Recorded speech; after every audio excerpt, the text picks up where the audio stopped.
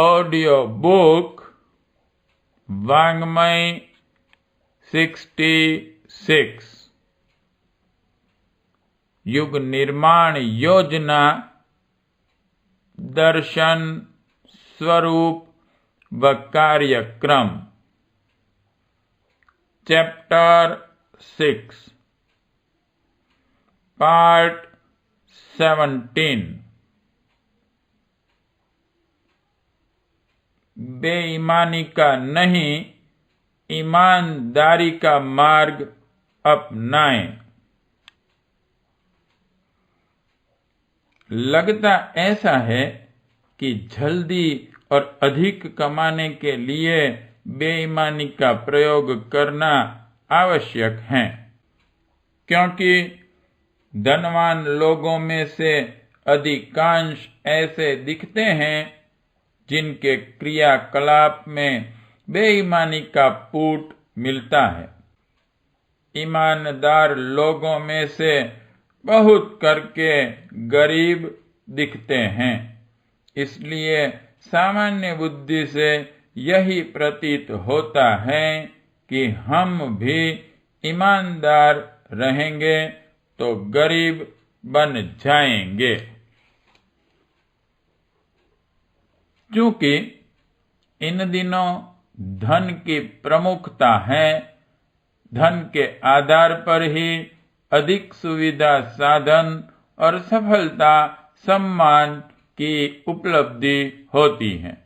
इसलिए मोटी बुद्धि से स्थिति का अवलोकन करने वाले को और बहुसंख्यक जिस रास्ते चले उसी पर चलने वाले लोग आमतौर से उसी ढर्रे को अपना लेते हैं जो पास पड़ोस के लोग अपनाते दिखते हैं। आज की व्यापक क्षेत्र में फैली हुई बेईमानी का यही प्रथम कारण है। वस्तु स्थिति को बारीकी से तलाश करने पर बुद्धि भ्रम हो जाना स्वाभाविक है। बेईमानी की गरिमा स्वीकार करके लोग बुद्धि भ्रम से ही ग्रस्त हुए हैं। वास्तविकता वैसी है नहीं। बेईमानी से धन नहीं कमाया जा सकता। कमा लिया जाए तो स्थिर नहीं रखा जा सकता। लोग जिन गुणों से कमाते हैं वे दूसरे ही हैं। बेईमानी की आड़ में कुछ अनुपयुक्त लाभ प्राप्त कर लिया जाए तो इसका अर्थ यह नहीं हो सकता कि उसका परिणाम लाभदायक होता है। साहस, परिश्रम, सूझबूझ, मधुर भाषण, व्यवस्था आदि वे गुण हैं जो उपार्जन करते हैं। बेईमानी तो अपयश, अविश्वास, घृणा, असहयोग, राजदंड, आत्मग्लानि आदि दुष्परिणाम ही उत्पन्न करती हैं। वस्तुतः लोग सद्गुणों के आधार पर कमाते हैं। बेईमानी का तात्पर्य है दूसरों को धोखा देना। यह तभी संभव है जब उस पर ईमानदारी का आवरण चढ़ा हो। किसी को ठगा तभी जा सकता है जब उसे अपनी ईमानदारी एवं विश्वसनीयता के बारे में आश्वस्त कर दिया जाए। यदि किसी को यह शक हो जाए कि हमारे साथ बेईमानी करने के लिए ताना बाना बुना जा रहा है तो वह ठगाई में न आएगा और चालाकी से मिलने वाला लाभ न मिल सकेगा। बेईमानी तभी लाभदायक हो सकती है जब वह ईमानदारी की आड़ में भली प्रकार छिपा ली जाए। असलियत जैसे ही प्रकट हुई बेईमानी करने वाला न केवल उस समय के लिए वरन सदा के लिए उन लोगों से अपना विश्वास खो बैठता है और लाभ कमाने के स्थान पर उल्टा घाटा उठाता है। बेईमानी का प्रतिफल घृणा, अविश्वास, असहयोग, राजदंड और आत्मदंड हैं। उसमें उपार्जन की कोई क्षमता नहीं। उपार्जन तो सद्गुण करते हैं, उन्हीं में उत्पादक तत्वों का समावेश है। संसार में बड़े काम, बड़े व्यापार, बड़े आयोजन ईमानदारी के आधार पर जमे, बढ़े और सफल हुए हैं। जिसने अपनी विश्वस्तता का सिक्का दूसरों पर जमा दिया, अच्छी सही खरी चीजें उचित मूल्य पर दी और व्यवहार में प्रामाणिकता सिद्ध कर दी, लोग उस पर मुग्ध हो गए और सदा सर्वदा के लिए उसके ग्राहक, प्रशंसक एवं सहयोगी बन गए। उन्नति का रहस्य यही है।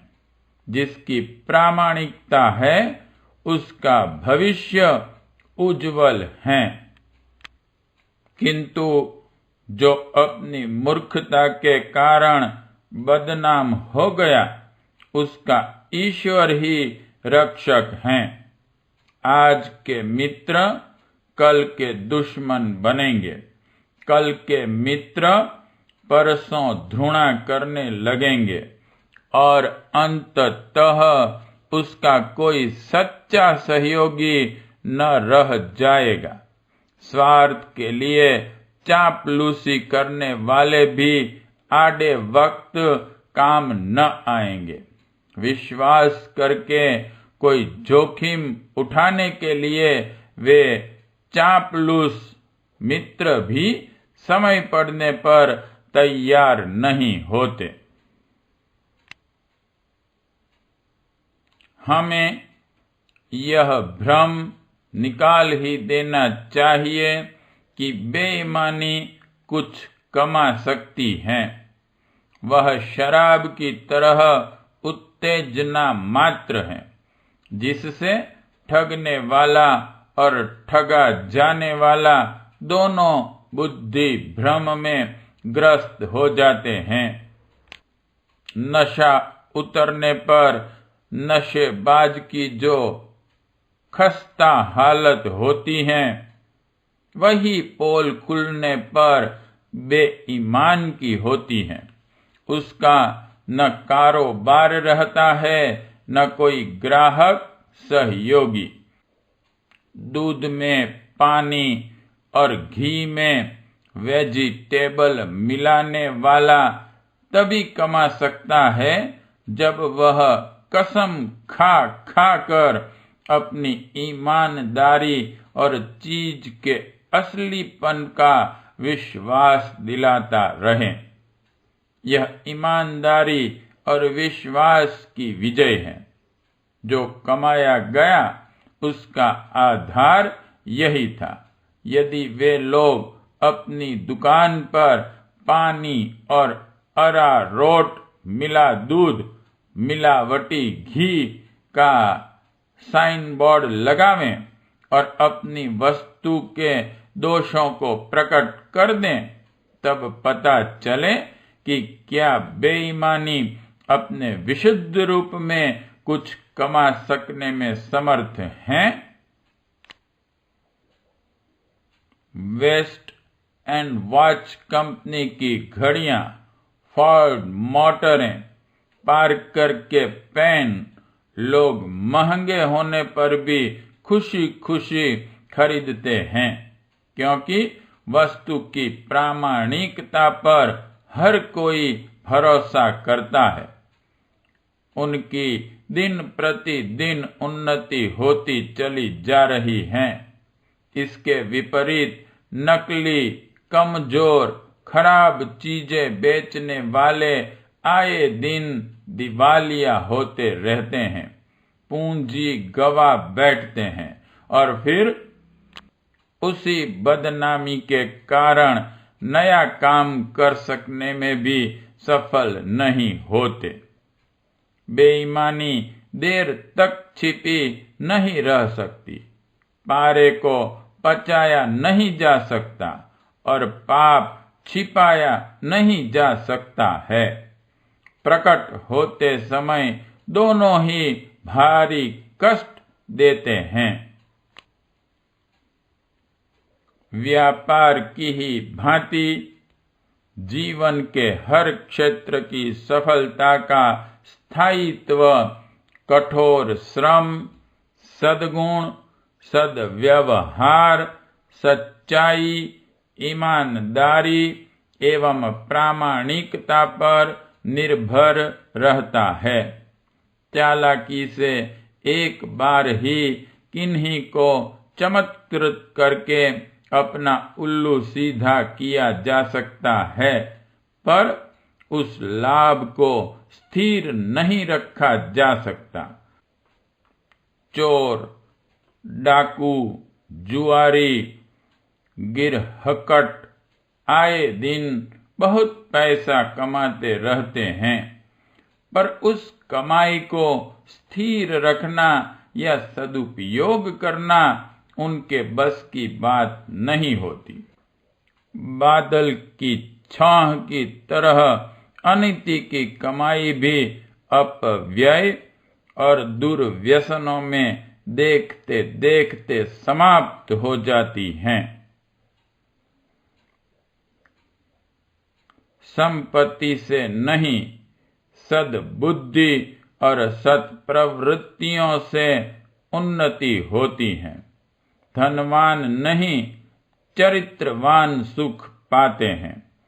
ईमानदारी से यदि कम भी कमाया जाए तो वह अनीति से अधिक कमाने की अपेक्षा श्रेयस्कर है। पसीने की कमाई फलती फूलती है और हराम का पैसा पानी के बबूले की तरह नष्ट हो जाता है। इतना ही नहीं, विदाई के समय वह बहुत पश्चाताप, संताप और अपयश छोड़कर जाता है। यदि बेईमानी से ही धन कमाया जाता है तो आवश्यक नहीं कि धनवान ही बना जाए। संसार में अधिकांश गरीब ही रहते हैं। हम भी उन्हीं में से एक रहें तो क्या हर्ज है, किंतु वास्तविकता यह है कि धन ही नहीं, स्वास्थ्य, संतोष और सम्मान के क्षेत्रों में समृद्ध और सफल चरित्रवान एवं ईमानदार लोग ही बनते हैं। सफलता प्राप्त कर लेना ही काफी नहीं, उससे आत्म संतोष और जन कल्याण एवं स्वस्थ परंपरा का अभिवर्धन होना चाहिए। सही तरीके से प्राप्त की हुई सफलता ही वास्तविक सफलता है। यदि किसी ने कोई उन्नति या उपलब्धि अनुपयुक्त रीति से प्राप्त की है तो उससे अनेक को वैसा ही करने की इच्छा उत्पन्न होगी और समाज में एक ऐसी प्रथा चल पड़ेगी जो हर किसी के लिए अहितकर परिणाम ही उत्पन्न करती रहे। सद्गुणों की खाद और सच्चाई का पानी पाकर ही व्यक्तित्व का पौधा बढ़ता और फलता फूलता है। जादू से हथेली पर सरसों जमाई तो जा सकती हैं, कौतुक तो देखा जा सकता है, पर उसका तेल निकालकर धन कमाया जा सके ऐसा संभव नहीं होता। बेईमानी का चमत्कार तो देखा जा सकता है, पर उसके सहारे सच्ची प्रगति और स्थिर संपदा का लाभ नहीं उठाया जा सकता। यदि हम वस्तुतः कुछ कहने लायक और आनंद दे सकने लायक उपलब्धियां प्राप्त करना चाहते हैं, तो एक ही रास्ता है कि हम ईमानदारी और भलमनसाहत को जीवन नीति की तरह हृदयगम करें। सद्गुणों की संपदा से अपने व्यक्तित्व को सुसज्जित करते चलें। जिस प्रकार रुपये के बदले दुकानों पर बिकने वाली चीजें आसानी से खरीदी जा सकती हैं, उसी प्रकार सद्गुणों के मूल्य पर प्रगति की किसी भी दिशा में द्रुत गति से अग्रसर हुआ जा सकता है।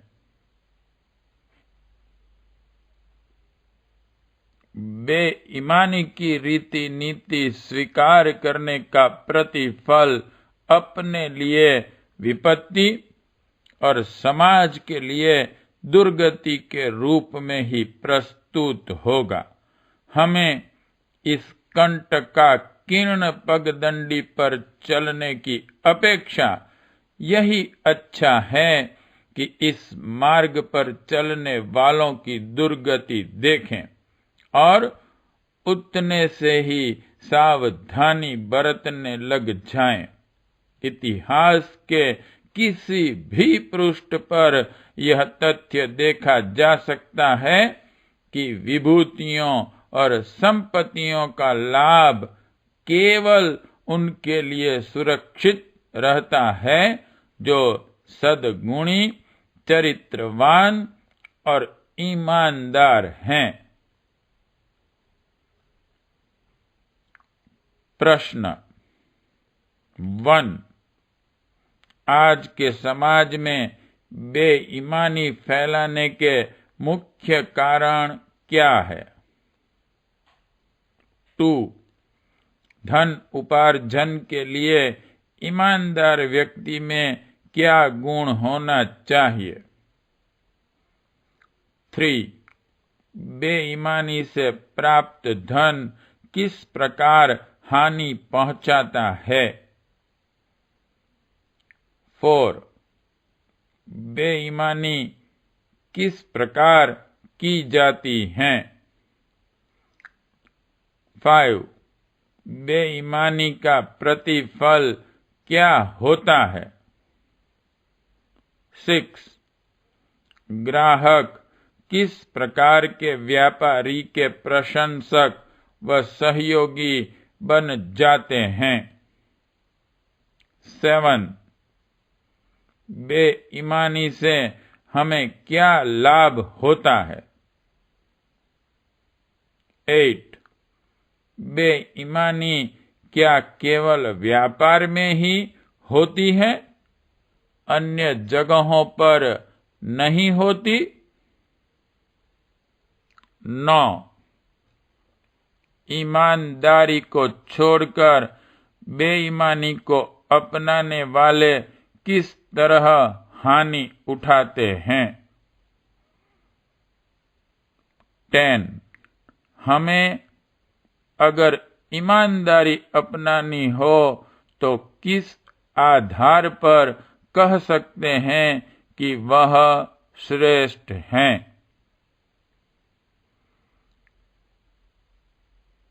पार्ट 17 समाप्त।